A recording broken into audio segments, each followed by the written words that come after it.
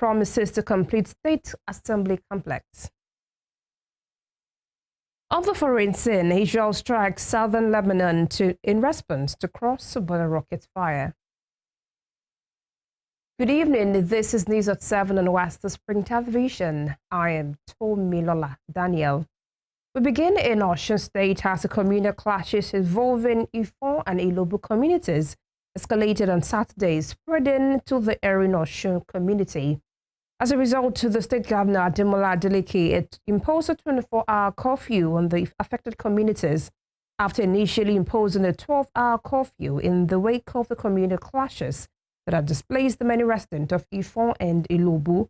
Many of those displaced were observed on the street of Okini on Saturday, with some, especially northerners, coming out of the area in buses. In a statement by spokesperson Olawale Rashid, Governor Adeleke has mobilized a joint security task force to the affected area and will host a peace meeting between the warring communities. Governor Adeleke also met with heads of security agencies in the state to address the crisis. And in the meantime, a factional group in the Nigeria Union of Local Government Employees in Osun State, called Association of Concerned Government Staff, has directed workers in the council areas in the state to immediately return to the duty post. The Noga State President, Dr. Nathaniel Ogugbangbe, had directed workers in the council areas in Osun to stay off work since the 17th of February. Ogugbangbe cited tensions generated by the resumption of councillors and chairmen elected in the October 15, 2022 local government election to enforce a judgment they got from the Court of Appeal, Akure, in the respective LGAs on their opposition to the plans of the state government. But in a fresh twist to the disagreement, the state coordinator of the new association, Adedayo Adekunle, while addressing journalists in Osogbo on Saturday, declared the closure of council secretariats in the state as illegal.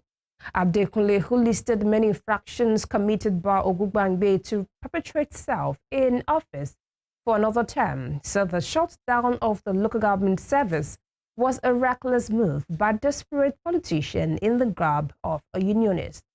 Ogugbangbe, while responding, however, described Adebayo's group as illegal and agents paid by politicians to cause disharmony. Turning into the situation in Rivers State, the former President Goodluck Jonathan has criticized the suspension of elected officials in Rivers State by President Bola Tinubu, saying the move is capable of denting the country's image. While speaking as the chairman at the Asker Satumari Foundation colloquium in Abuja on Saturday, Jonathan said he was disappointed that elected officials had been removed. His stance comes days after President Tinubu declared a state of emergency in the oil-rich state and then suspended Governor Siminalayi Fubara, his deputy Ngozi Odu, and all elected members of the State House of Assembly for 6 months. The former president, while sharing his thoughts about the political turmoil in Rivers, insisted that the image of the country and how much investment the country attracts is heavily dependent on the actions of the executive, legislature, and judiciary of the country. It decried the situation where an individual can dictate to the judiciary what to do, adding that it makes it difficult for citizens to have faith in the judiciary. And meanwhile, the new Nigeria People's Party, NPP, has expressed its support for President Bola Tinubu's declaration of a state of emergency in Rivers State. The party's national chairman, Agbo Major, made this known in an interview with the news agency of Nigeria on Saturday in Lagos. According to the party, no responsible government will allow a situation to deteriorate before taking decisive action in the best interests of its citizens. The Major emphasized that the decision was likely made based on the information available to the federal government, adding that the security situation in the state was unacceptable and poses a threat to the lives and property of residents. Major further urged Nigerian leaders to be mindful of their statement to prevent escalating the situation, which could have repercussions.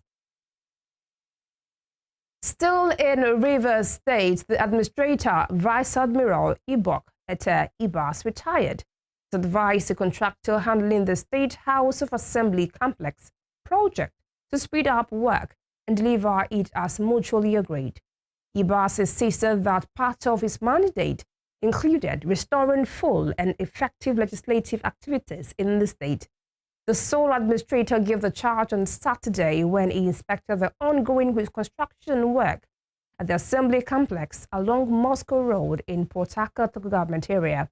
The sole administrator emphasized that he was appointed in the first place to maintain law and order, which will enable the state to go back to what it is supposed to be.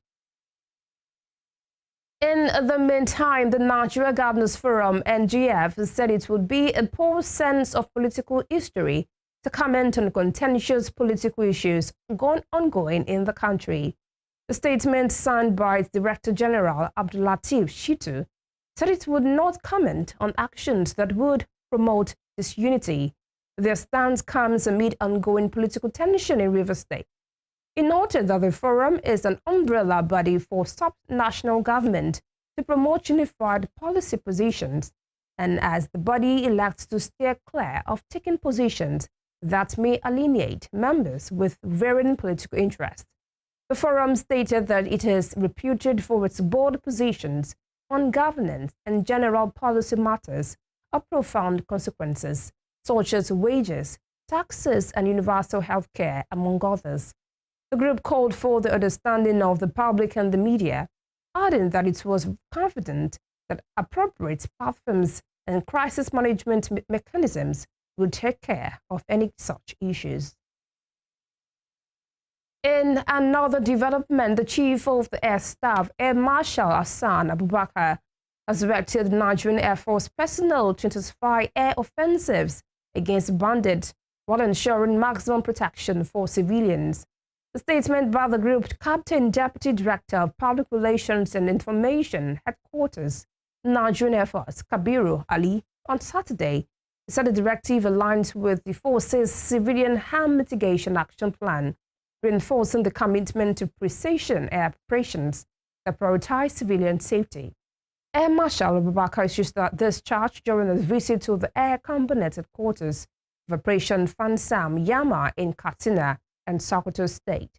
He commended the unwavering dedication of the troops in combating banditry and urged them to sustain the momentum, emphasizing that air power remains a decisive force in dismantling criminal strongholds and providing crucial support to ground troops.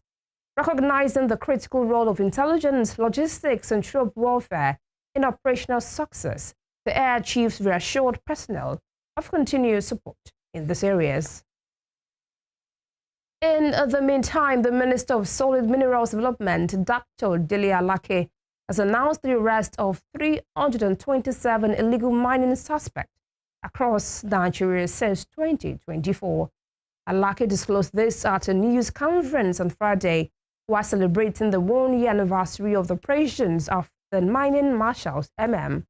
The minister stressed that while the Mining Marshals has arrested 327 suspects for illegal mining, the ministry, in partnership with other agencies, has prosecuted 143 individuals across the country since the MM began operations in 2024.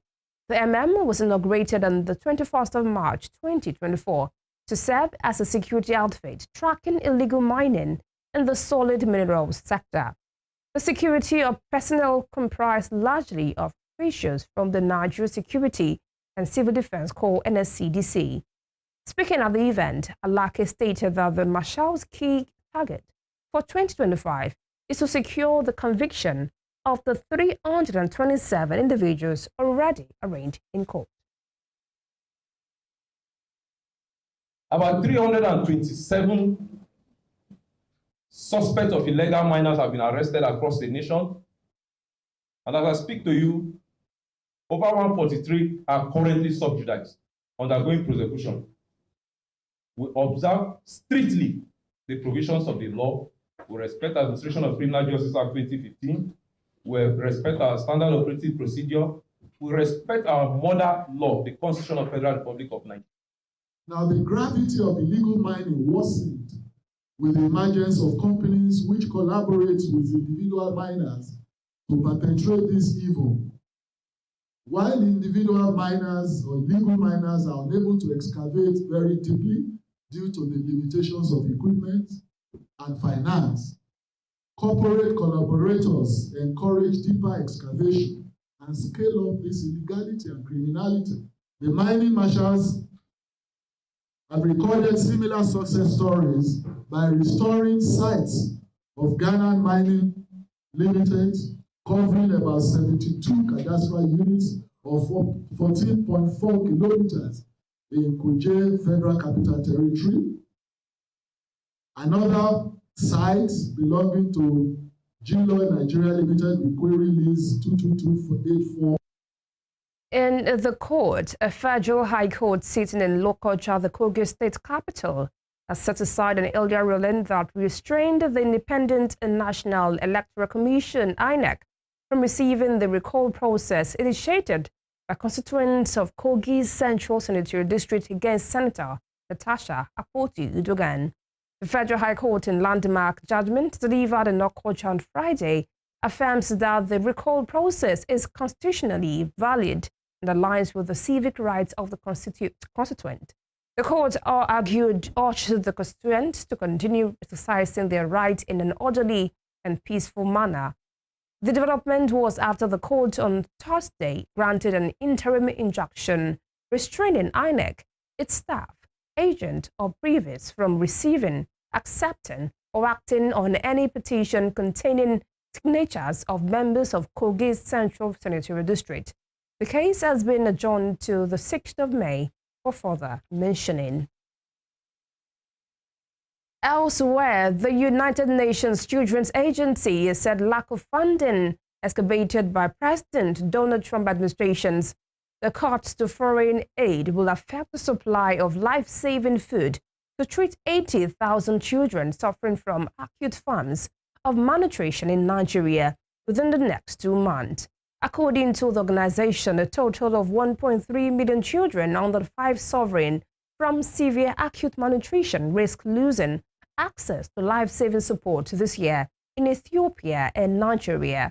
It is close that without new funding, the organization would run out of its supply chain of ready-to-use therapeutic food by May, and that means that 70,000 children in Ethiopia that depend on this type of treatment cannot be served.